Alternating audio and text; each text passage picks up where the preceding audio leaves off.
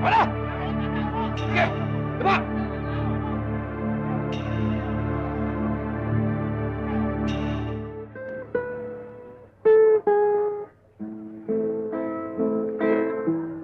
Sampung taon ako humigit kumulang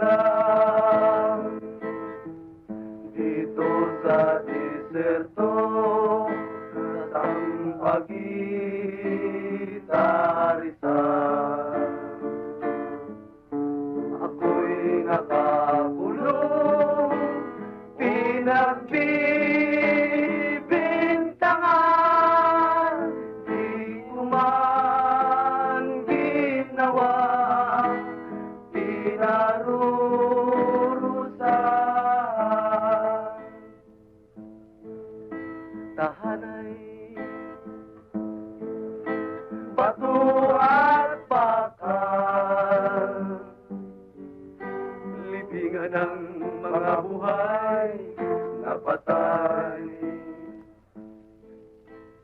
Bilang ang hanggang bawat Ilalabas kita dito, Dodo. Uubusin ko ang lahat ng naipon natin para mapiansahan ka.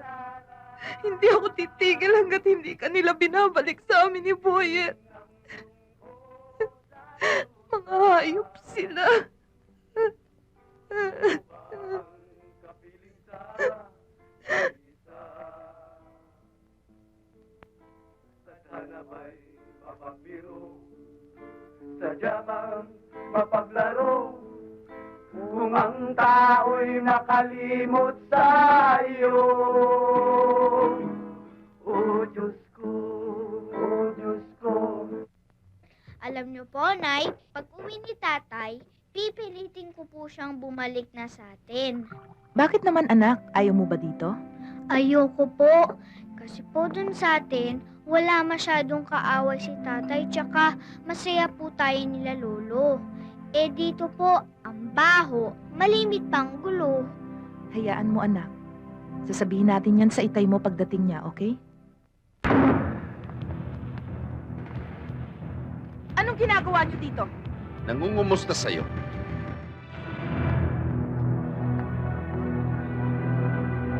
Uy, bata!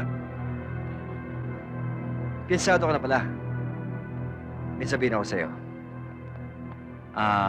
Alam mo, kung ako sa'yo, aalis na ako sa lugar na yon. Dahil oras na nagkagulo uli doon. Ikaw na naman maalala ko. Problema mo na naman yun. Alam mo naman ako, mahusay akong mistima ng mga bisita namin dito. Nagkakaintindihan ba tayo, bata?